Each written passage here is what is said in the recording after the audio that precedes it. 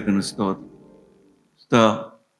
മർക്കോസിന്റെ സുവിശേഷം 9-ാം അധ്യായം 28-ാമത്തെ വാക്യം. മർക്കോസിന്റെ സുവിശേഷം 9-ാം അധ്യായം 28-ാമത്തെ വാക്യം. വീട്ടിൽ വന്ന ശേഷം ശിഷ്യന്മാർ സ്വകാര്യമായി അവനോട്, ഞങ്ങൾക്ക് അതിനെ പുറത്താക്കുവാൻ കഴിയാഞ്ഞത് എന്ത് എന്ന് ചോദിച്ചു. ദൈവത്തിന് സ്തോത്രം. അവർ സ്വകാര്യമായിട്ട് കർത്താവായ യേശു സ്നേഹിക്കുന്ന ഏതാനും പേര്, യേശുവിനെ സ്നേഹിക്കുന്ന ഏതാനും പേര്, യേശു സ്നേഹിക്കുന്നവരും യേശുവിനെ സ്നേഹിക്കുന്നവരുമായ ഏതാനും പേര് അവര് ഒരുമിച്ച് കൂടി യേശുവിനോട് സ്വകാര്യമായിട്ടൊരു കാര്യം ചോദിക്കുക. ഞങ്ങൾക്ക് എന്തുകൊണ്ടാണ് സാധിക്കാഞ്ഞത്? ഞങ്ങൾക്ക് പലതും സാധിക്കുന്നില്ലല്ലോ. ഞങ്ങൾക്ക് പലതും ആഗ്രഹമുണ്ട്, ഞങ്ങൾക്ക് പലതും പ്രതീക്ഷയുണ്ട്, ഞങ്ങൾക്ക് ഉയരുവാനും വളരുവാനും എല്ലാം ആഗ്രഹമുണ്ട്. പക്ഷെ ഞങ്ങൾക്ക് സാധിക്കുന്നില്ലല്ലോ. എന്തുകൊണ്ടാണ് ഞങ്ങൾക്ക് സാധിക്കാത്തത്? എൻ്റെ പ്രിയപ്പെട്ടവരെ, ഈ ചോദ്യം നിങ്ങളുടെ ഉള്ളിലില്ലേ? ഈ ചോദ്യം നിങ്ങളുടെ ഉള്ളിലില്ലേ? എന്തുകൊണ്ടാണ് എനിക്ക് സാധിക്കാത്തത്? എന്തുകൊണ്ടാണ് എനിക്ക് സ്നേഹിക്കാൻ പറ്റാത്തത്? എന്തുകൊണ്ടാണ് എനിക്ക് സ്നേഹം കിട്ടാത്തത്? എന്തുകൊണ്ടാണ് എനിക്ക് ക്ഷമിക്കാൻ പറ്റാത്തത്? എന്തുകൊണ്ടാണ് എനിക്ക് നിരാശ മാറാതിരിക്കുന്നത്? എന്തുകൊണ്ടാണ് എനിക്ക് പഠിക്കാൻ പറ്റാത്തത്? എന്തുകൊണ്ടാണ് എൻ്റെ ഭവനത്തിൽ ഇതൊരു നല്ല സമാധാനമുള്ള വീടാക്കാൻ സാധിക്കാത്തത്? എന്തുകൊണ്ടാണ് എനിക്ക് കഴിയാത്തത്? ദൈവമക്കളെ, അത് വളരെ പ്രാധാന്യമേറിയ അഥവാ വ്യക്തിപരമായ ഒരു ചിന്തയായിരിക്കണം. വലിയ കൺവെൻഷൻ പ്രസംഗം കേൾക്കുന്നതിനേക്കാൾ, വലിയ വലിയ പ്രസംഗങ്ങൾ കേൾക്കുന്നതിനേക്കാൾ ഏറെ പ്രയോജനകരമായിരിക്കും ഇതുപോലെ നിങ്ങൾ ഒറ്റയ്ക്കിരുന്ന് യേശുവിനോട് രഹസ്യത്തിൽ ചോദിക്കുക. നാം എന്താണ് വായിക്കുന്നത്? ഒരു സ്വകാര്യ സംഭാഷണമാണ് അവിടെ കാണുന്നത്. സ്വകാര്യമായിട്ട് യേശുവിനോട് ചോദിച്ചു, കർത്താവേ, എന്തുകൊണ്ടാണ് എനിക്ക് സാധിക്കാത്തത്? ഏത് പ്രായത്തിലുള്ളവർക്കും ചെയ്യാം, യുവതികൾക്ക് ചെയ്യാം, പ്രായമായവർക്കും ചെയ്യാം, വാർദ്ധക്യത്തിലുള്ളവർക്കും ചോദിക്കാം. ഇത് ദൈവമക്കളെ, നിരാശ വരുമ്പോഴും ചോദിക്കാം. പലരും ജയിക്കുന്നു, പലർക്കും സാധിക്കുന്നു. എന്തുകൊണ്ടാണ് എനിക്ക് സാധിക്കുന്നില്ല? എന്തുകൊണ്ടാണ് എനിക്ക് പറ്റാത്തത്? കർത്താവായ യേശുവിനോട് അവർ സ്വകാര്യമായി ചോദിച്ചു, കർത്താവേ, എന്തുകൊണ്ടാണ് എനിക്ക് സാധിക്കാത്തത്? കർത്താവ് പറഞ്ഞു കൊടുത്തു, പ്രാർത്ഥനയാലും ഉപവാസത്താലും അല്ലാതെ ഈ ജാതി ഒഴിഞ്ഞു പോകുകയില്ല എന്ന്. ദൈവമക്കളെ, എന്താണ് കർത്താവ് പറഞ്ഞു കൊടുത്തത്? ആദ്യം നിങ്ങളുടെ അകത്താ ജാതി ഉള്ളത്. നിങ്ങൾ മാറിപ്പോകണമെന്ന് പറയുന്ന സ്വഭാവം നിങ്ങളുടെ അകത്ത് ആദ്യമുള്ളത്. നിങ്ങൾ മാറ്റിക്കിട്ടണമെന്ന് പറയുന്നതായ ആ സ്വഭാവം, ആ വിശിഷ്ട ചിന്ത നിങ്ങളുടെ അകത്താണ് ആദ്യമുള്ളത്. നിങ്ങളുടെ അകത്ത് നിന്ന് മാറിക്കിട്ടിയാൽ അത് നിങ്ങൾക്ക് മറ്റുള്ളവരിൽ നിന്ന് മാറിക്കിട്ടാൻ വേണ്ടി പ്രാർത്ഥിക്കാനോ മറ്റുള്ളവരിൽ നിന്ന് മാറിപ്പോകാൻ വേണ്ടി നിങ്ങൾക്ക് അപേക്ഷിക്കാനോ സാധിക്കുകയുള്ളൂ. ആദ്യം നിങ്ങളുടെ ഉള്ളിൽ നിന്ന് പിശാച് പോകണം. നിങ്ങളുടെ അകത്ത് പിശാചുണ്ട്. അതുകൊണ്ടാണ് അന്ന് പിശാച് മാറുന്ന ഒരു കൊച്ചനെയും കൊണ്ട്, ഒരു മകനെയും കൊണ്ട് ഒരു അപ്പൻ വന്നു. മകന് ഭൂതോപദ്രവമാണെന്ന് പറഞ്ഞു. മാറിക്കിട്ടാൻ വേണ്ടിയാണ് പ്രാർത്ഥിച്ചത്. അപ്പോസ്തലന്മാർ വിചാരിച്ചു അവർ പറഞ്ഞാൽ ഭൂതം മാറുമെന്ന്. മാറിയില്ല. കർത്താവ് പറഞ്ഞു കൊടുത്തു, അതിൻ്റെ കാരണം ആദ്യം നിങ്ങളുടെ അകത്തുണ്ട്. നിങ്ങളുടെ അകത്ത് നിന്ന് ഭൂതത്തെ പ്രാർത്ഥനയാലും ഉപവാസത്താലും മാറ്റിയെടുക്കുക. അപ്പോൾ നിങ്ങൾക്ക് മറ്റുള്ളവരുടെ ഭൂതത്തെ മാറ്റാൻ പറ്റും. ഇത് ഓരോ അമ്മയും ഓരോ അമ്മായിമ്മയും ഓരോ മരുമകളും ഓരോ വ്യക്തിയും ഒന്ന് മനസ്സിലാക്കിയിരുന്നെങ്കിൽ നമ്മുടെ എല്ലാ കുടുംബങ്ങളും നമ്മുടെ സമൂഹവും എത്രയോ ധന്യമായേനെ. എൻ്റെ അകത്തുനിന്ന് ഭൂതത്തെ മാറ്റാതെ ദൈവമക്കളെ, എൻ്റെ അകത്ത് ഏതെങ്കിലും ദുഷിച്ച ചിന്തയോ വൈരാഗ്യബുദ്ധിയോ പ്രതികാര മനസ്സോ ഏതെങ്കിലും സ്ഥാനമാനമോ അഹങ്കാരമോ ഏതെങ്കിലും എൻ്റെ ഉള്ളിലുണ്ടെങ്കിൽ ഞാൻ നിങ്ങളോട് ദൈവവചനം പറഞ്ഞാൽ നിങ്ങളുടെ ഉള്ളിലേക്ക് പരിശുദ്ധാത്മാവ് വരുമോ? ദൈവാത്മാവ് ഒരിക്കലും വരികയില്ല. ദൈവമക്കളെ, അതുപോലെ തന്നെ നിങ്ങളുടെ അകത്ത് നിന്ന് എന്തുകൊണ്ടാണ് എനിക്ക് സാധിക്കാത്തത്? ആ ചോദ്യവുമായിട്ട് ദൈവസന്നിധിയിൽ ഇരിക്കണം. എന്തുകൊണ്ടാണ് ദൈവമേ ഇന്നലെ കുടുംബത്തിൽ അസമാധാനം വന്നത്? എൻ്റെ ഭവനം ഇങ്ങനെയായി പോയത് എന്തുകൊണ്ടാണ്? ഈ ചോദ്യവുമായി നിങ്ങൾ ഓരോരുത്തരും ദൈവസന്നിധിയിൽ ഇരിക്കണം. അപ്പോൾ നിങ്ങൾക്ക് മനസ്സിലാകും കാരണം എന്താണെന്ന്. വ്യക്തിപരമായി നിങ്ങളെ തന്നെ കർത്താവ് പഠിപ്പിക്കും. അത് പഠിപ്പിക്കാൻ വേറെ എങ്ങും പോകണ്ട, വേറെ ആരോടും കൗൺസിലിങ്ങിനും പോകണ്ട. യേശുവിനോട് സ്വകാര്യം ചോദിച്ചാൽ മതി. സ്വകാര്യമായിട്ട് യേശുവിൻ്റെ പാദപീഠത്തിലിരിക്കണം, തന്നെത്താൻ നിങ്ങളിരിക്കുന്ന പ്രാർത്ഥിക്കുന്നിടത്ത്. പ്രിയപ്പെട്ടവരെ, നിങ്ങളുടെ വീടുണ്ടല്ലോ, നിങ്ങളുടെ കിടപ്പുമുറിയുണ്ടല്ലോ, അതൊരു പ്രാർത്ഥനാ മുറിയും കൂടി ആക്കണം. വാസ്തവത്തിൽ നിങ്ങൾക്കൊരു പ്രാർത്ഥനാ മുറി വേറെയൊക്കെ ഉണ്ടെങ്കിൽ നല്ലത്. എന്നായാലും നിങ്ങളുടെ കിടപ്പുമുറിയെ നിങ്ങളുടെ പ്രാർത്ഥനാ മുറി ആക്കണം. അവിടെ ഇരുന്നുകൊണ്ട് കർത്താവിനോട് ചോദിക്കണം, എന്തുകൊണ്ടാണ് കർത്താവേ എനിക്ക് സാധിക്കാത്തത്? എന്തുകൊണ്ടാണ് ഇതെല്ലാം ഇങ്ങനെ സംഭവിക്കുന്നത്? ഈ കോലാഹലവും വഴക്കും വക്കാണവുമില്ല എന്തുകൊണ്ടാണ് ഇങ്ങനെ ഉണ്ടാകുന്നത്? ഇത് ആദ്യം ചോദിക്കേണ്ടത് യേശുക്രിസ്തുവിനോടാണ്. സ്വന്തം ബലഹീനത എന്തുകൊണ്ടാണെന്ന് ആദ്യം യേശുവിനോട് ചോദിക്കണം. അതാണ് അപ്പോസ്തലന്മാർ ചെയ്തത്. എന്തുകൊണ്ടാണ് ഞങ്ങൾക്ക് കഴിയാതെ പോയത്? ദൈവമക്കളെ, നിങ്ങൾ വായിച്ചിട്ടുണ്ടല്ലോ മാർത്തയുടെയും മറിയയുടെയും കാര്യം. രണ്ടുപേരും താല്പര്യമുള്ളവർ, ആത്മീയരായിരുന്നു. പക്ഷേ രണ്ടു തരം ആത്മീയമാണ്. മാർത്തയും മറിയയും ആത്മീയരാ. രണ്ടുപേർക്ക് യേശുക്രിസ്തുവിനെ ഇഷ്ടം. പക്ഷേ രണ്ടുപേർക്കും രണ്ടു തരത്തിലുള്ള ആത്മീയമാണ് ഉള്ളത്. അതവിടെ രക്തത്തിൽ അലിഞ്ഞു കിടക്കുന്ന ആത്മീയതയാണ്. എന്ന് പറഞ്ഞാൽ പാപമൊന്നുമില്ല, പ്രത്യേകിച്ചൊരു പാപം ചെയ്യാനൊന്നും പോകുന്നില്ല അവര്. പക്ഷേ ഒരാളെക്കുറിച്ച് കർത്താവിൻ്റെ അഭിപ്രായമല്ല മറ്റൊരാളെക്കുറിച്ച്. രണ്ടുപേരെയും കർത്താവിന് ഇഷ്ടമാണ്. പക്ഷേ ഒരാളെക്കുറിച്ചുള്ള അഭിപ്രായമല്ല കർത്താവിന് മറ്റൊരാളെക്കുറിച്ച്. ദൈവത്തിന് സ്തോത്രം. ആ കൂട്ടായ്മയിൽ എത്രയോ പേര് വരുന്നു. നമ്മുടെ ഭവനത്തിൽ എത്രയോ പേരുണ്ട്. കൂട്ടായ്മയ്ക്ക് വരുന്നവർ തന്നെ എത്രയോ പേരുണ്ട്. നമ്മുടെ ഒരു ഭവനത്തിൽ നിന്ന് എല്ലാവരും വരുന്നവർ വീടുകളുണ്ട്. പക്ഷേ വീട്ടിലുള്ള എല്ലാവരെയും കുറിച്ച് യേശുവിന് ഒരഭിപ്രായമല്ല.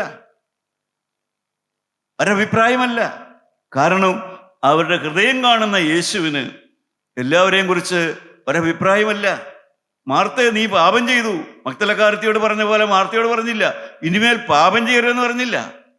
പക്ഷേ കർത്താവ് എന്ത് പറഞ്ഞു? നീ പലതിനെ ചൊല്ലി വിചാരപ്പെട്ട് മനം കലങ്ങിയിരിക്കുന്നു.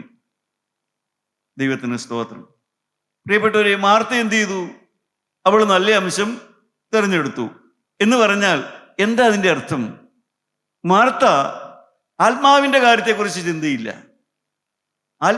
അവളുടെ ആത്മാവിൻ്റെ കാര്യമോ ആ വീട്ടിലുള്ള ആരുടെ ആത്മാവിൻ്റെ കാര്യത്തെക്കുറിച്ചോ അവൾക്കൊരു ചിന്തയുമില്ല. അവൾക്ക് ആകെ ഒരു ചിന്തയേ ഉള്ളൂ, പണി, ജോലി കാര്യങ്ങൾ ചെയ്യണം, അധ്വാനിക്കണം. പ്രിയപ്പെട്ടവരെ, എല്ലാം ചെയ്യണം, എല്ലാ കാര്യങ്ങളും ചെയ്യണം. വീട്ടിൽ നിറച്ച് പണിയുണ്ട്, അധ്വാനിച്ച് പണിയുണ്ട്. പക്ഷേ മറിയ എന്ത് ചെയ്തു?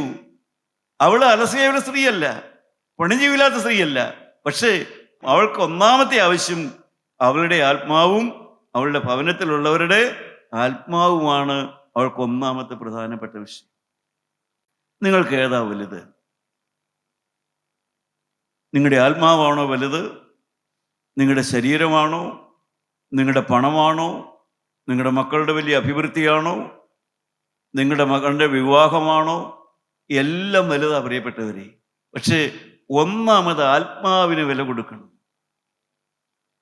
നിങ്ങളുടെ മകളുടെ വിവാഹത്തേക്കാൾ കൂടുതൽ വില കൊടുക്കേണ്ടത് നിങ്ങളുടെ മകളുടെ ആത്മാവിനാണ്. നിങ്ങളുടെ മകളുടെ ആത്മാവ് ദൈവരാജ്യത്തിലെത്തില്ല എങ്കിൽ അത് ഉറപ്പാക്കാതെ നിങ്ങളുടെ മകൾ ഏത് വീട്ടിൽ പോയാലും അവൾ കാലുകൊത്തുന്നിടം നരകമായിരിക്കും. കാരണം ആദ്യം നിങ്ങളുടെ മകളെ പഠിപ്പിക്കേണ്ടത് ദൈവരാജ്യത്തിൽ പോകാനാണ്, ദൈവരാജ്യത്തിലെത്തുന്ന കാര്യമാണ് നിങ്ങളുടെ മക്കളെ പഠിപ്പിക്കേണ്ടത്. അത് പഠിപ്പിച്ചതിന് ശേഷമാണ് ഭർത്താവിൻ്റെ വീട്ടിലെ കാര്യം പഠിപ്പിക്കേണ്ടത്. പ്രിയപ്പെട്ടവരെ, നാം ശരിയായിട്ട് കാര്യങ്ങൾ മനസ്സിലാക്കണം. മാർത്തയും മറിയ ആത്മീയരാ. പക്ഷേ ഒരാൾക്ക് വീട്ടിലെ ജോലിയെ എല്ലാം ചെയ്യാനറിയാം, ആത്മാവിൻ്റെ കാര്യം ചിന്തയില്ല. മറ്റേ ആൾക്ക് ആത്മാവാണ് ഒന്നാമത്. അവൾ അവളുടെ ആത്മാവിന് വേണ്ടിയും ഭവനത്തിലുള്ളവരുടെ ആത്മാവിന് വേണ്ടിയും പ്രാർത്ഥിക്കുന്നു, അതിൻ്റെ കൂടെ ജോലിയും ചെയ്യുന്നു. അവൾ അലസയായ സ്ത്രീയായിരുന്നല്ല. കർത്താവ് ഒരിക്കലും അലസത അംഗീകരിക്കില്ല. അലസത ലേശം ബാധിച്ചാൽ അശുഭവഴിക്ക് വശമതനായി ആത്മത്തെ സ്വയമേ നിഗനിച്ചു കളയുമെന്നാണ് ദൈവത്തിന്റെ വചനം. പ്രിയപ്പെട്ടവരെ, അലസത കർത്താവ് അംഗീകരിക്കില്ല. പക്ഷെ എന്താണ് മറിയയുടെ പ്രത്യേകത? അവൾ ഒന്നാമത് ആത്മാവിനെ കരുതി. അതിൻ്റെ കൂടെ അവൾ ജോലി ചെയ്തു. ദൈവത്തിന് സ്തോത്രം. പ്രിയപ്പെട്ടവരെ, നമുക്കറിയാം, പ്രായമാർക്കറിയാം, എൻ്റെ ഭാര്യ നല്ല മീൻ കറിയൊക്കെ ഉണ്ടാക്കി തരും, എനിക്ക് നല്ല ഇഷ്ടമാണ്. കൂട്ടും കടലൊക്കെ ഉണ്ടാക്കി തരും, നല്ല ഇഷ്ടമാണ്. പക്ഷേ ഞാൻ പറയും, എനിക്ക് നീ കറി ഉണ്ടാക്കി തന്നതിനേക്കാളും അതിനേക്കാളെല്ലാം എനിക്ക് പ്രധാനപ്പെട്ടത് നിന്റെ വായിലെ വാക്കാ. നിന്റെ വായിലെ വാക്കാ എനിക്ക് അതിനേക്കാൾ പ്രധാനപ്പെട്ടത്. കാരണം പ്രായം കഴിയുമ്പോൾ നമുക്കറിയാം, ആഹാരം എന്ന് പറഞ്ഞാൽ അരിയും ചോറും ഇറച്ചിയും മീനൊന്നുമല്ല ആഹാരം, വായിലെ വാക്കാണ് ആഹാരം. കലഹമില്ലാതെ, കോപമില്ലാതെ, ശാഠ്യമില്ലാതെ. പ്രിയപ്പെട്ടവരെ, ആഹാരം ഉണ്ടാക്കാനും വിളമ്പാനും പഠിക്കണം ആദ്യം. മാർത്തയും മറിയും രണ്ടുപേരുടെയും കല്യാണം നടന്നു എന്ന് വിചാരിച്ചു. എന്തായിരിക്കും രണ്ടുപേരുടെ അനുഭവം? അത് വേദപുസ്തകത്തിൽ എഴുതിയിട്ടില്ല, നിങ്ങളുടെ ചിന്തയ്ക്ക് വിട്ടിരിക്കുക അത് വേദപുസ്തകം. എന്തായിരിക്കും എൻ്റെ അനുഭവം? മാർത്ത എവിടെ നിൽക്കുവോ? മാർത്ത എവിടെ നിൽക്കാൻ ഒരു സാധ്യതയില്ല. കാരണം അവൾക്ക് ആത്മാവല്ല വിഷയം. അവൾക്ക് ആ വീട്ടിൽ കാണുന്ന എല്ലാ കുറ്റങ്ങളും അവളുടെ കണ്ണിന് മുമ്പിൽ വലുതാണ്. അവരുടെ കുറ്റം, ഇവരിൽ കുറ്റം, അമ്മായിമ്മ കുറ്റം, മരുമകളിൽ കുറ്റം, മറ്റേ അനിയത്തി കുറ്റം, ചേട്ടത്തി കുറ്റം, നാത്തൂന കുറ്റം, എല്ലാവരുടെയും കുറ്റമാണ് അവൾക്ക് പ്രധാനം. ആരുടെയും ആത്മാവ് അവൾക്ക് വിഷയമല്ല. അതേസമയം മറിയയ്ക്കോ, അവൾക്കവിടെ ദാരിദ്ര്യമായാലും അവൾക്കവിടെ പ്രശ്നമായാലും അവളെ സംബന്ധിച്ച് ഏറ്റവും ഒന്നാമത് വേണ്ടത് എന്താണ്? അവളുടെ ആത്മാവും മറ്റുള്ളവരുടെ ആത്മാവുമാണ് അവർക്ക് വലുത്. എൻ്റെ പ്രിയപ്പെട്ടവരെ, നാം ഇത് ശരിയായിട്ടൊന്ന് പഠിക്കണം. ഇതൊക്കെ എന്തുകൊണ്ടാണ് എനിക്ക് സാധിക്കാത്തത്? കർത്താവ് മറിയെക്കുറിച്ച് നല്ലത് പറഞ്ഞു. അവൾ നല്ല അംശം തിരഞ്ഞെടുത്തു എന്ന് പറഞ്ഞു. ദൈവമക്കളെ, ഏതാണ് നല്ല അംശം? ആത്മാവിനെ കരുതുക, സ്വന്തം ആത്മാവിനെ കരുതുക, ഭർത്താവിൻ്റെ ആത്മാവിനെ കരുതുക, ഭർത്തൃഗൃഹത്തിലുള്ളവരുടെ ആത്മാവിനെ കരുതുക, നിങ്ങളുടെ വീട്ടിലുള്ളവരുടെ ആത്മാവിനെ കരുതുക, നിങ്ങളുടെ കൂടെ ജീവിക്കുന്നവരുടെ ആത്മാവിനെ കരുതുക. ആത്മാവിനെ കരുതി പ്രാർത്ഥിക്കുക. ജോലി ഉണ്ടായിരിക്കും, അധ്വാനം ഉണ്ടായിരിക്കും, എല്ലാം ചെയ്യുമ്പോഴും ദൈവമക്കളെ ആത്മാവിനെ കരുതിക്കൊണ്ട് എല്ലാം ചെയ്യാൻ പഠിക്കണം. അവിടെയാണ് അനേകർ വീണു പോകുന്നത്. ആത്മാവിനെ കരുതാതെയുള്ള ആസ്വാദനം, ആത്മാവിനെ കരുതാതെയുള്ള കുടുംബജീവിതം, ആത്മാവിനെ കരുതാതെയുള്ള ഉല്ലാസങ്ങൾ, ആത്മാവിനെ കരുതാതെയുള്ള ആഘോഷങ്ങൾ, ഇതെല്ലാമാണ് ജീവിതത്തെ തകർത്ത് കളയുന്നത്. കുടുംബജീവിതം സന്തോഷിക്കാനുള്ളതാണ്, ആസ്വദിക്കാനുള്ളതാണ്. നിത്യനായ ദൈവം അത് തന്നെയാണ് പറയുന്നത്. മനുഷ്യ ജീവിതത്തിൽ സന്തോഷിക്കുന്നവനായ ദൈവം. വിവാഹം കഴിച്ചു വിടുമ്പോൾ അങ്ങനെ പറഞ്ഞാൽ വിടുന്നത്. ഭാര്യയും ഭർത്താവും പോയി ഒരുമിച്ച് ജീവിക്കുന്നതിൽ സന്തോഷിക്കുന്നവനായ ദൈവം. ദൈവമക്കളെ, ആ സന്തോഷം എന്ന് പറയുന്നത് അത് സന്തോഷിക്കേണ്ടത് തന്നെയാണ്. പക്ഷേ ആ സന്തോഷത്തിനിടയ്ക്ക് നിശ്ചയമായും മറന്നു പോകാൻ പാടില്ലാത്തൊരു കാര്യമുണ്ട്. ആത്മാവിൻ്റെ കാര്യം. ആത്മാവിൻ്റെ കാര്യം ഞാൻ പഠിച്ചിട്ടുണ്ട്. ഈ ഫെലോഷിപ്പിൽ, ഈ കൂട്ടായ്മയിൽ ഭാര്യയും ഭർത്താവും കൂടെ സന്തോഷമായി ജീവിച്ച്, അതേസമയം ആത്മാവിനെ നഷ്ടപ്പെടുത്താതെ സൂക്ഷിച്ച അനേക സഹോദരിമാരിവിടെയുണ്ട്. അവരുടെ ജീവിതം വിരസതയായിരുന്നില്ല. അവരുടെ ജീവിതത്തിൽ സന്തോഷത്തിന് കുറവുണ്ടായില്ല. അവരുടെ ജീവിതത്തിൽ ഈ ലോകത്തിൽ ഒരു സന്തോഷത്തിനും കുറവുണ്ടായില്ല. അവർ വിവാഹ ജീവിതം സന്തോഷത്തോടെ അനുഭവിച്ചു. പക്ഷേ അവരുടെ ആത്മാവ് നഷ്ടപ്പെടരുതെന്നുള്ളത് അവരുടെ നിർണയമായിരുന്നു. ആത്മാവ് ജീവിക്കണം, ആത്മാവ് നിലനിൽക്കണം. എൻ്റെ ആത്മാവാണ് ഒന്നാമത്. എൻ്റെ ഭർത്താവിൻ്റെ ആത്മാവാണ് എൻ്റെ ഭർത്താവിൻ്റെ എനിക്കൊന്നാമത്തെ വിഷയം. എൻ്റെ ഭാര്യയുടെ ആത്മാവാണ് അവളുടെ ശരീരത്തെക്കാൾ എനിക്ക് വലുത്.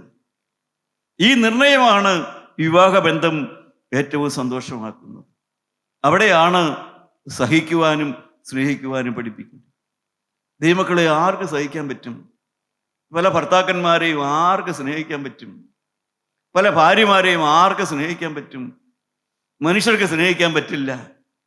ദൈവത്തിൽ നിന്ന് സ്നേഹം കിട്ടിയാൽ മാത്രമേ ദൈവമക്കളെ ഈ ഭർത്താവിനെയും ഭാര്യയെയും അപ്പനെയും അമ്മയെയും എല്ലാം നമുക്ക് സ്നേഹിക്കാൻ പറ്റുള്ളൂ.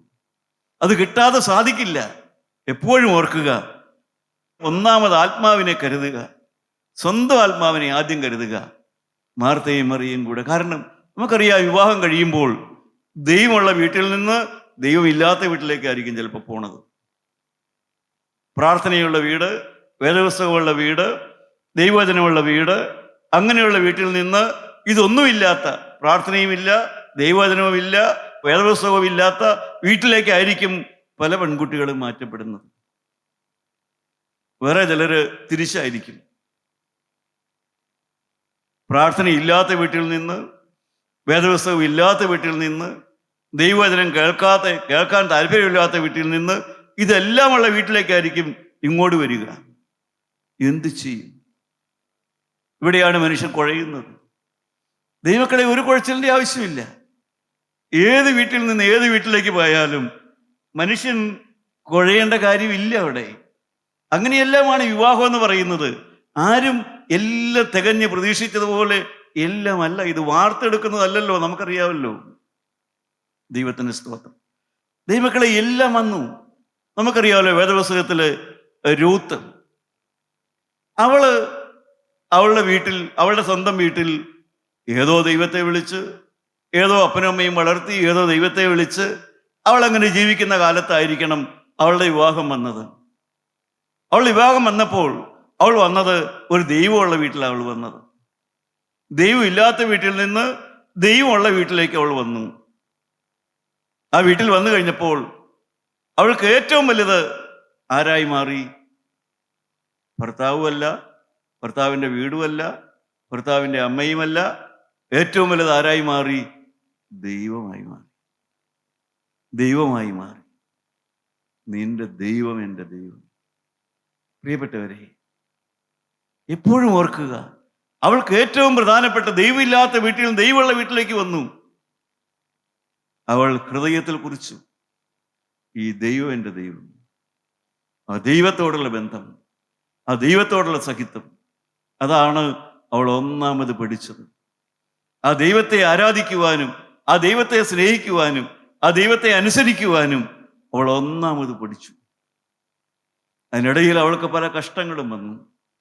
പക്ഷേ കഷ്ടങ്ങളൊന്നും നഷ്ടങ്ങളായി മാറിയില്ല. നിങ്ങൾക്കറിയാം, എവിടെയൊക്കെയോ വെച്ച് അവളുടെ ജീവിതത്തിലെ പല സന്തോഷങ്ങളും പോയി, പല സമാധാനവും പോയി, ഭർത്താവും പോയി, ജീവിതം അടഞ്ഞുപോയി എന്ന് തന്നെ കരുതി.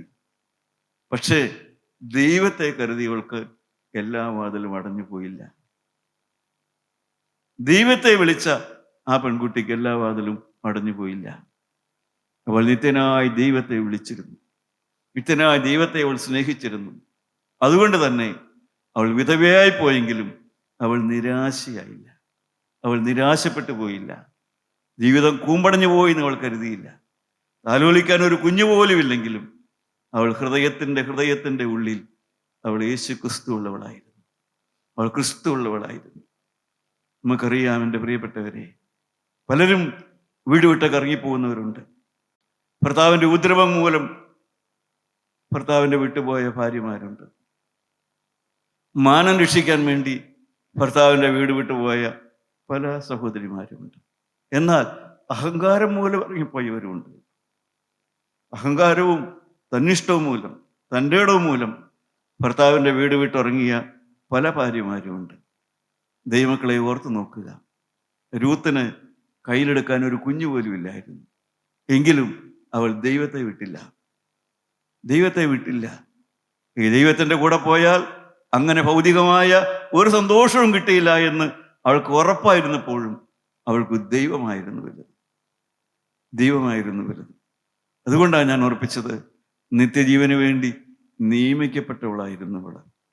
അവൾ ജനിച്ചത് ഏതോ ഒരു ദേശത്ത്, ഏതോ ഒരു വീട്ടിൽ അവൾ ജനിച്ചെങ്കിലും സ്വർഗത്തിൽ നിത്യജീവന്റെ ആ സ്വർഗത്തിലെ സിംഹാസനത്തിൻ്റെ മുമ്പിൽ അവളുടെ പേര് എഴുതിയിട്ടുണ്ടായിരുന്നു. അതുകൊണ്ട് അവൾ വന്നു ചേർന്ന വീട്ടിലെ അനർത്ഥങ്ങളും കഷ്ടങ്ങളും സങ്കടങ്ങളും ദാരിദ്ര്യവും അവിടുത്തെ എല്ലാ യാതനയും സഹിച്ച് ആ പെൺകുട്ടി അവിടെ പിടിച്ചു നിന്നു, രൂത്തോടെ നിന്നു. എൻ്റെ പ്രിയപ്പെട്ടവരെ, എത്രമാത്രം വലിയ സഹനം, എന്ത് വലിയ യാതന. പക്ഷേ അവസാനം അവൾക്ക് മനസ്സിലായി, എല്ലാ കഷ്ടങ്ങളും നഷ്ടങ്ങളല്ല. ദൈവത്തിന് സ്തോത്രം. പ്രിയപ്പെട്ടവരെ, ഇതെല്ലാം നമ്മുടെ ജീവിതത്തിൽ നാം ഒന്ന് പഠിക്കണം. വാസ്തവത്തിൽ നാം ഒന്ന് ഉത്സാഹത്തോടെ പഠിക്കണം. ജീവിതം എന്ന് പറയുന്നത്, വിവാഹം എന്ന് പറയുന്നത് കുറെ ഉല്ലാസം മാത്രമല്ലല്ലോ. അതിൻ്റെ പിന്നിൽ എന്തെല്ലാം ചുമതലകളാണ്. വിവാഹത്തിൻ്റെ കൂടെ ഒരു പരിഭ്രമമാണ്. വിവാഹം ഒരു പരിഭ്രമത്തിന്റെ കാലമുണ്ട്, ചുമതലകളുണ്ട്, ഉല്ലാസങ്ങളുണ്ട്. ഉല്ലസിക്കണം പ്രിയപ്പെട്ടവരെ. വിവാഹ ജീവിതം ആസ്വദിക്കണം, ഭർത്താവിനോടുകൂടെ സന്തോഷിക്കണം. പക്ഷെ നിങ്ങൾ എഴുന്നേറ്റ്, ഭർത്താവ് കിടന്നുറങ്ങുമ്പോൾ നിങ്ങൾ എഴുന്നേറ്റ് നിങ്ങളുടെ കിടപ്പുമുറിയിൽ മുട്ടുകുത്തി, യേശുവേ, ആത്മാവിൻ്റെ കാര്യം, എൻ്റെ ഭർത്താവിൻ്റെ ആത്മാവ്, എൻ്റെ ഭർത്താവിൻ്റെ വീട്ടിലുള്ളവരുടെ ആത്മാവ്, ദൈവത്തിന് സ്തോത്രം, ഈ ഭവനം കർത്താവേ സ്തോത്രം, നിങ്ങൾ പ്രാർത്ഥിക്കണം. അപ്പോഴേ മാത്രമേ സാമർഥ്യമുള്ളൊരു ഭാര്യ, വീട് പണിയുന്ന ഒരു ഭാര്യ, ദൈവമക്കളെ, സന്തോഷത്തോടെ ജീവിച്ചാൽ നമുക്കിതെല്ലാം സാധിക്കുന്നതേ ഉള്ളൂ. സന്തോഷത്തോടെ ജീവിച്ചാൽ ഇതെല്ലാം സാധിക്കുന്നതേ ഉള്ളൂ. കാരണം ഒരു ജീവനുള്ള ദൈവമാണ് നിങ്ങളുടെ കയ്യിൽ പിടിക്കുന്നത്. എൻ്റെ 35-ാമത്തെ വയസ്സിൽ എൻ്റെ ഹൃദയത്തിൽ വന്ന യേശു, എൻ്റെ വിവാഹത്തെ തുടർന്ന് എൻ്റെ ഭവനത്തെ സന്ദർശിച്ച യേശു, പക്ഷേ ഞാൻ അകത്തി മാറ്റി നിർത്തിയ യേശു, ദൈവത്തിന് സ്തോത്രം. എൻ്റെ 35-ാമത്തെ വയസ്സിൽ എന്നെ ചാടിപ്പിടിച്ച യേശു, ദൈവത്തിന് സ്തോത്രം. അവൻ്റെ കയ്യിൽ പിടിച്ച അനുഭവം കൊണ്ട് ഈ പ്രായത്തിൽ ഇന്നെനിക്ക് പറയാൻ കഴിയും, എൻ്റെ ഹൃദയത്തിൽ നല്ല പ്രവൃത്തി ആരംഭിച്ചവൻ, അവൻ എനിക്ക് ഷെയ്ക്കാൻ്റെ തരുവല്ല ചെയ്തത്, അവൻ എന്നെ വാരി പിടിക്കുക ചെയ്തത്. ഞാൻ യേശുവിന് ഷെയ്ക്കാൻ്റെ കൊടുക്കുകയല്ല ചെയ്തത്. എൻ്റെ പ്രിയപ്പെട്ടവരെ, പറയാൻ എനിക്കറിയില്ല, ഞാൻ അവൻ്റെ കാൽക്കൽ വീഴുക ചെയ്തത്. എന്താണ് നവോമി അമ്മായിമ്മയെന്നായിട്ട് നാം ആദ്യം കാണുന്നത്? എന്നാൽ അമ്മയെപ്പോലെ പെരുമാറിയ അമ്മായിമ്മയായി മാറിയത്. അവൾ എന്താണ് പഠിപ്പിച്ചത്? നീ പോയി നിന്നെ വിവാഹം കഴിക്കാൻ കണ്ട പുരുഷനാണ്, അവൻ്റെ കാൽക്കൽ കിടക്കണമെന്ന്. എന്താ പറഞ്ഞു കൊടുത്തത്? ഭർത്താവിൻ്റെ കാൽക്കൽ കിടക്കണം, ഉറങ്ങുമ്പോൾ കാൽക്കൽ കിടക്കണം. ദൈവമക്കളെ, നിങ്ങൾക്ക് ശരിയായ ബന്ധങ്ങൾ വേണമോ? നിങ്ങൾക്ക് ശരിയായ കുടുംബജീവിതം വേണമോ? നിങ്ങൾക്ക് സമാധാനമുള്ള കുടുംബജീവിതം വേണമോ? ദൈവമക്കളെ, ചിലപ്പോൾ കാൽക്കലൊക്കെ കിടക്കേണ്ടി വരും കേട്ടോ. അത് ഭാര്യയ്ക്ക് മാത്രമൊന്നുമല്ല ഞാൻ പറയുന്നത്. കർത്താവിന് സ്തോത്രം. യേശുവിൻ്റെ വാദപ്പെടുത്തൽ കിടക്കുന്ന ഒരു ഭർത്താവ് നിങ്ങൾക്കുണ്ടെങ്കിൽ ആ ഭർത്താവിൻ്റെ കാൽക്കൽ കിടന്നാലും കുഴപ്പമില്ല. പക്ഷേ നിങ്ങൾ ഏതിനും താഴ്മയുള്ളവരായിരിക്കണം. കാൽക്കൽ കിടക്കാൻ ആദ്യം പഠിപ്പിച്ചു വിട്ടു. സ്വന്തം മോളെ പഠിപ്പിക്കുന്ന പോലെ പഠിപ്പിച്ചു വിട്ടു. മോളെ, നീ പോയി ആദ്യം കാൽക്കൽ കിടക്കണം. ഒന്നും മിണ്ടണ്ട, ഒന്നും പറയണ്ട. നീ പറയാനുള്ളത് യേശുവിനോട് പറഞ്ഞാൽ മതി. എന്നിട്ട് നീ കാൽക്കൽ പോയി കിടന്നാൽ മതി. എൻ്റെ ദൈവത്തിന് സ്തോത്രം. ദൈവമക്കളെ, എത്ര പേര് സ്വന്തം മക്കളെ അങ്ങനെ പഠിപ്പിച്ചു വിടുന്നുണ്ട്? സ്വന്തം മക്കളെ അങ്ങനെയൊക്കെ പഠിപ്പിച്ചു വിടുന്നുണ്ട്. നിനക്ക് വിവാഹം കഴിക്കാൻ പോകുന്ന ഭർത്താവിൻ്റെ കാൽക്കൽ കിടക്കണമെന്ന്, ഉറങ്ങുമ്പോൾ കാൽക്കൽ കിടന്ന് പ്രാർത്ഥിക്കണമെന്ന്. ദൈവമക്കളെ, പഠിപ്പിക്കേണ്ടതുപോലെ പഠിപ്പിച്ചാൽ നഷ്ടം വരില്ല കേട്ടോ. ഉപദേശിക്കേണ്ടതുപോലെ ഉപദേശിച്ചാൽ കർത്താവ് നഷ്ടം വരുത്തില്ല കേട്ടോ. ദൈവത്തിന് സ്തോത്രം. ആ മകൾക്ക് ഒരു ശങ്കയും ഉണ്ടായില്ല. അവളുടെ യൗവനം അവളെ തടഞ്ഞില്ല. അവൾക്ക് പ്രായം കുറവാണ്, പക്ഷെ അതുകൊണ്ട് അവൾക്ക് അഹങ്കാരം കൂടുതലൊന്നും ഉണ്ടായില്ല. അവൾ വിനയമുള്ളവരായിരുന്നു. ആ മകള് വിനയമുള്ളവളായിരുന്നു. അവൾ ദൈവത്തെ പിടിച്ചവളായിരുന്നു. അവൾ നിത്യജീവന് വേണ്ടി നിയമിക്കപ്പെട്ടവളായിരുന്നു. ആ മകൾ അതുപോലെ തന്നെ അനുസരിച്ചു. ഭർത്താവിൻ്റെ കാൽക്കലൊന്ന് വീണാൽ എത്രയോ ഡൈവേഴ്സുകൾ ഒഴിവാക്കാമായിരുന്നു, എത്രയോ അസമാധാനങ്ങൾ ഇല്ലാതാക്കാമായിരുന്നു, എത്രയോ കലഹരാത്രികൾ സന്തോഷരാത്രികളാക്കാമായിരുന്നു. ഒന്ന് വിനയപ്പെട്ടിരുന്നെങ്കിൽ, ഒന്ന് എളിമപ്പെട്ടിരുന്നെങ്കിൽ, അപ്പനോട് അമ്മയോടൊക്കെ ഒന്ന് സ്നേഹത്തോടെ ചെയ്തിരുന്നെങ്കിൽ എത്രയോ കലഹരാത്രികൾ സമാധാന കാലങ്ങളാക്കാമായിരുന്നു. സഹോദരങ്ങളെ, ആർത്ത് നോക്കൂ, എന്തുകൊണ്ട് ഞങ്ങൾക്ക് കഴിയുന്നില്ല? അപ്പോസ്തലന്മാർ യേശുവിനോട് ചോദിച്ചു, എന്തുകൊണ്ടാണ് കഴിയാത്തത്? കാൽക്കൽ കിടക്കാത്തത് കൊണ്ടാണ് കഴിയാത്തത്. ദൈവമക്കളെ, വിനയപ്പെടാത്തത് കൊണ്ടാണ് കഴിയാത്തത്, എളിമപ്പെടാത്തത് കൊണ്ടാണ് കഴിയാത്തത്, ക്ഷമ ചോദിക്കാത്തത് കൊണ്ടാണ് കഴിയാത്തത്, യേശുവിനെ പിടിക്കാത്തത് കൊണ്ടാണ് കഴിയാത്തത്, ആത്മാവിനെ കരുതാത്തത് കൊണ്ടാണ് കഴിയാത്തത്. ക്രിസ്തുവിനോട് ചേർന്നുകൊണ്ട് ദൈവമക്കളെ, നിങ്ങൾക്ക് വളരാൻ ആഗ്രഹമുണ്ടോ എങ്കിൽ താഴാൻ പഠിക്കണം. ഉയരാൻ ആഗ്രഹമുണ്ടോ എങ്കിൽ താഴാൻ പഠിക്കണം. മക്കളെ പഠിപ്പിക്കേണ്ടത് പഠിപ്പിച്ചു വിടണം. മോളെ, വേണ്ടി വന്ന കാൽക്കലും കിടക്കണോട്ടോ എന്ന്. ദൈവത്തിന് സ്തോത്രം. കാരണം ഇത് നഷ്ടപ്പെടുത്താൻ പാടില്ല. ആ രൂത്ത് അത് ഉൾക്കൊണ്ടു. അവളെ വളർത്തിയ അമ്മ ഏത് ജാതിയിൽപ്പെട്ടതായാലും ശരി, അവൾക്ക് ബാല്യകാലത്ത് കിട്ടിയ എന്തോ ശ്രേഷ്ഠത. നിത്യജീവന് വേണ്ടി നിയമിക്കപ്പെട്ടവർ നിത്യജീവന്റെ വചനം കേൾക്കും. പ്രിയപ്പെട്ടവരെ, നമ്മുടെ ഹൃദയത്തിലേക്ക് നമുക്കൊന്ന് നോക്കാം. ശാന്തമായിട്ട് ഹൃദയത്തിലേക്ക് തിരിഞ്ഞു നോക്കൂ. നിങ്ങളുടെ പുസ്തകങ്ങൾ അടഞ്ഞിട്ടത് നോക്കൂ. എന്തുകൊണ്ടാണ് എനിക്ക് കഴിയാത്തത്? എന്തുകൊണ്ടാണ് കർത്താവേ എൻ്റെ ഭവനത്തിൽ സംഭവിക്കാത്തത്? എന്തുകൊണ്ടാണ് ഈ ബന്ധം ശരിയാകാത്തത്? എന്തുകൊണ്ടാണ് സ്നേഹം ഒഴുകാത്തത്? എന്തുകൊണ്ടാണ് സമാധാനം വരാത്തത്? എന്തുകൊണ്ടാണ് ഈ കലഹം മാറാത്തത്?